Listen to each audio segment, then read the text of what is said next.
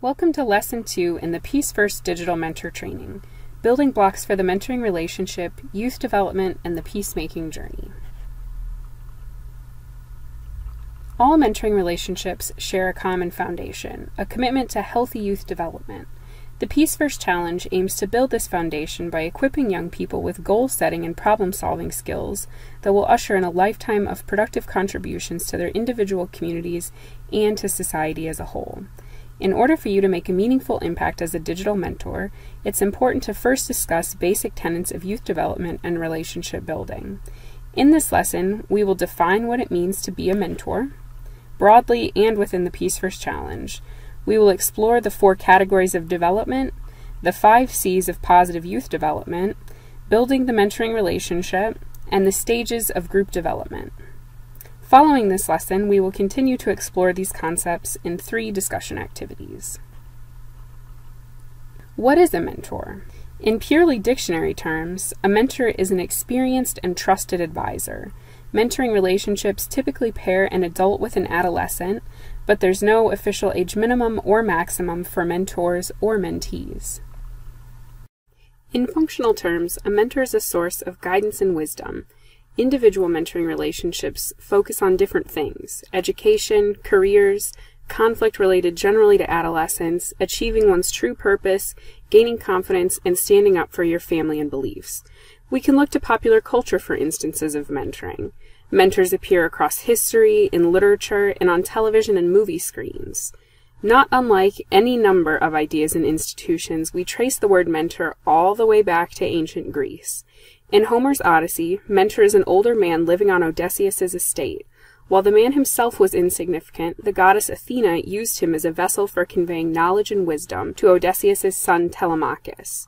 While Athena provided the mentorship, mentor lent his name to the effort. What is a Peace First mentor?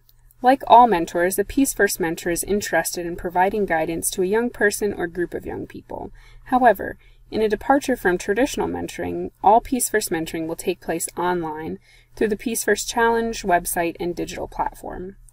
As a Peace First digital mentor, you will mentor young people ages 13 to 24 with a focus on 13 to 18-year-olds. This particular swath of young people are starting to find and refine their interests. They are beginning to make choices and gain experience that will affect the rest of their lives. Peace First digital mentors will fill 2 positions. Each position is integral to the success of young people who accept the Peace First Challenge. All mentors will begin as Community Sherpas. The Community Sherpa mentor will interact with multiple youth across a variety of projects. Community Sherpas will guide you through the registration process and into the Peace First Challenge. As more youth come into the community and begin to define and start working on projects, they can request a project coach. When this occurs, Community Sherpas who are ready for more focus can fill out a screening questionnaire and complete a pre-match survey. These mentors will receive notification of their acceptance and can begin the match initiation process as a project coach. As you begin to think about your role as a Peace First mentor, it's important to reflect on your personal mentoring experience. When you think of a mentor, who comes to mind?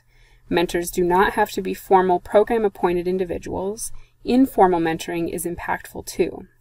Did your mentors include a trusted aunt, uncle, or family friend? Perhaps a teacher or a professor? Maybe you were involved in sports and had a great coach. Were you close with an older kid at your school or in your neighborhood? After this lesson, we will spend more time discussing our own mentors. Reflection on our own experiences with mentoring, as well as popular cultural interpretations of mentoring, is an important step on the journey to mentorship. Equally important, however, is a look into the world of youth development. Research identifies 4 categories of youth development: physical, cognitive, social, and emotional. Each youth moves through the stages at different speeds and in different orders, but all youth will eventually move through all stages on their journey to adulthood. As youth progress through the peacemaking journey, it's important to keep in mind these categories and to plan ahead in case of roadblocks or bumps. Of the 4 categories, physical development is the easiest to identify and observe. However, the same hormones that cause physical development also impact the other 3 categories of development. Cognitive development refers to young people developing their critical thinking skills. Cognitive development will play a large part in the peacemaking journey. Emotional development focuses on a young person's ability to process their thoughts and feelings in productive ways, as well as the ability to convey those thoughts and feelings to others. Social development tasks young people with learning how to relate to others. Sympathizing and empathizing with friends and strangers alike is an important skill. For volunteers who work with young people, it's important to be wary of falling into adultist ways of thinking. Adultism refers to the behaviors and attitudes based on the assumption that adults are better than young people and are entitled to act upon them without their consent. In a mentoring relationship, such as the relationship between youth completing the Peace First Challenge and community Sherpas and project coaches, it's especially important to avoid adultism. The Peace First Challenge should be entirely youth-driven, with mentors and Sherpas providing solicited advice. You should view your mentoring relationship as a partnership. A partnership view shifts the relationship into a circular approach, where everyone is connected and power is distributed evenly. As a Peace First mentor, your task is all about supporting and empowering youth leaders.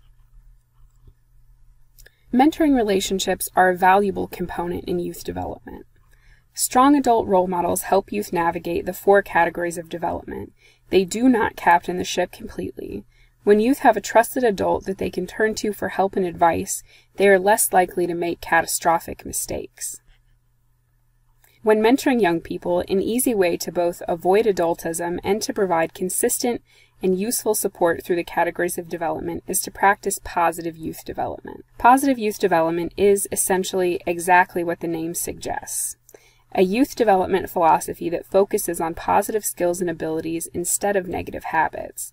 By enforcing positive behavior, positive youth development aims to help youth rise even higher. Positive youth development is built on 5 core principles. The 5 C's of positive youth development are integral to a young person's success: competence, confidence, connection, caring, compassion, and character. The 5 C's help detail the 4 categories of youth development. Competence: the ability to make and execute good decisions in regards to social, academic, cognitive, physical, and vocational well-being. Competence involves a young person's ability to address and solve problems in a variety of areas. Social competence refers to interpersonal skills such as conflict resolution. Cognitive competence refers to cognitive abilities such as decision-making. Academic competence refers to school performance as shown in part by grades, attendance, and test scores. Health competence involves using nutrition, exercise, and rest to keep oneself fit. Vocational competence involves work habits and exploration of career choices. Because of the wide range of competencies, it's important for youth to exhibit competence in all categories of development. Confidence: a personal sense of primarily positive self-worth and self-efficacy. A young person successfully making their way through emotional development will begin to reflect healthy confidence levels. Connection: partnership or friendship building as the result of successfully engaging with peers, family, teachers, and community members in mutually beneficial ways. The ability to form healthy relationships indicates that a young person is healthy, as discussed in the social category of youth development. Caring and compassion: feeling sympathy and empathy for strangers and friends alike. Sympathy and empathy show maturity and critical thinking skills and are also indicators of an emotionally mature young person. Character: an internal dial that respects societal and cultural norms but ultimately points towards morality and integrity. Character in a young person manifests itself in social and emotional development. It takes confidence and competence to stand up for your beliefs. A consequential mentor models good character for their mentees through both words and actions. Continue to think about the 5 C's and the ways you can exhibit those behaviors to young people on the peacemaking journey. We will continue to explore the 5 C's and the role they play in positive youth development in an activity called Unbreakable. The next phase of this lesson will focus on combining our own mentoring experiences with positive youth development in order to build the mentoring relationship. Training related to building the mentoring relationship can be summarized with a long-time adage: Rome wasn't built in a day. Rome wasn't built in a day, and neither will your mentoring relationship be built in a day. Mentoring research reveals a universal truth about mentoring. Longer-lasting relationships yield a higher number of positive outcomes in youth. Volunteering to mentor someone in any situation is a hefty commitment. Few youth mentoring programs match mentees and mentors for under a year. Because of this significant time commitment, it's important for potential mentors to consider the implicit promise they make.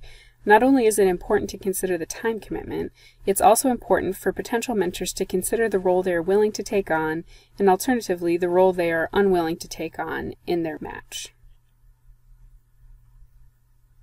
Each mentoring relationship is different. However, the formula to make them more productive and impactful is the same across the board.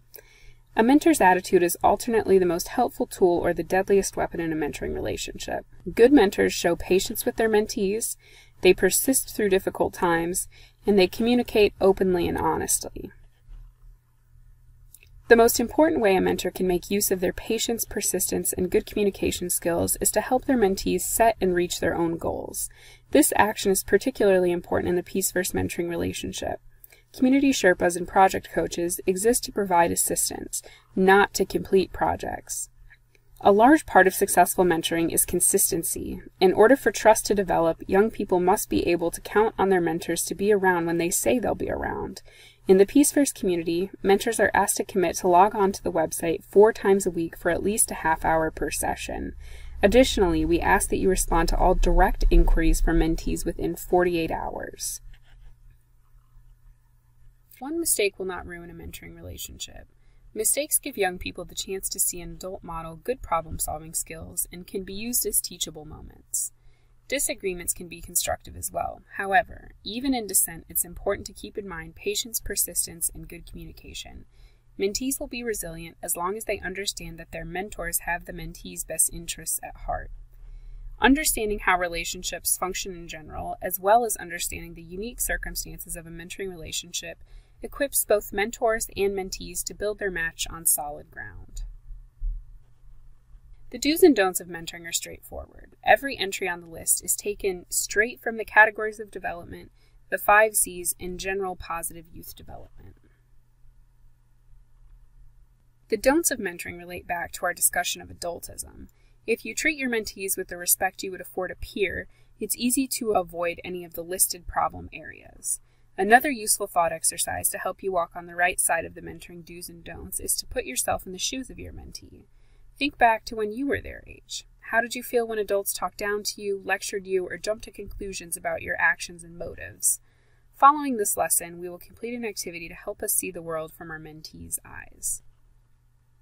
At the risk of sounding too obvious, group mentoring is different than one-on-one mentoring. Not only do group mentors need to create a relationship between themselves and each youth in their match, they also need to make sure the youth in their match have a relationship with one another. For project coaches, mentoring a group of young people through the Peace-First Challenge, this point will be especially important. All members of the project bring specific skills and strengths to the group. No one skill is better or worse than another skill. What's important is using individual skills together to achieve the group's goals. We're going to spend a little time studying the stages of group development. The first stage of group development is called forming. During this stage, group members get together, but it remains to be seen if the group has common interests or motives or skills. They are merely gathered objects. Stage 2 is called storming. The group is beginning to explore their connection. As people get to know one another, there may be friction and disagreements. As a group mentor, it will fall to you to help youth work through these frustrations. During stage 3, norming, the group begins to find common ground and put their skills to work. They set goals and assign roles. The arguments lessen as members become more confident in their roles. During the 4th stage of group development, the group starts performing. Deadlines are met, goals are accomplished, the group hits its stride. The final stage of group development is adjourning. During this stage, the group disperses or decides to make new plans. In the Peace-First Challenge, the final stage of group development would more accurately be called reflection. After the challenge is over, mentors and mentees will look back on their journey and discuss challenges and successes. We've covered several important topics in this lesson. We defined mentor. We talked about the 4 categories of youth development: physical, cognitive, emotional, and social. You've been warned about the dangers of adultism in mentoring relationships. You heard about the 5 C's: competence, confidence, connection, caring, compassion, and character. The 5 C's led to a general discussion of positive youth development. We then phased into a discussion about building the mentoring relationship and specifically building a group mentoring relationship. We rounded out our lesson with a look into the stages of group development. There's plenty more to be said about youth development and building the mentoring relationship. Additional literature about all of these topics is available on the resources page. We will now turn to this lesson's discussion activities. The fun doesn't stop after this presentation. Continue to explore elements of positive youth development by completing the discussion activities listed in this lesson. Chat with your fellow trainees about who mentored you. Brainstorm real-life scenarios that teach the importance of the 5 C's, and put yourself in a mentoring mindset by remembering what it was like to be your mentee's age. Have questions about this lesson or the Peace First Challenge? Reach out to a member of the Peace First team at pfchallenge@peacefirst.org.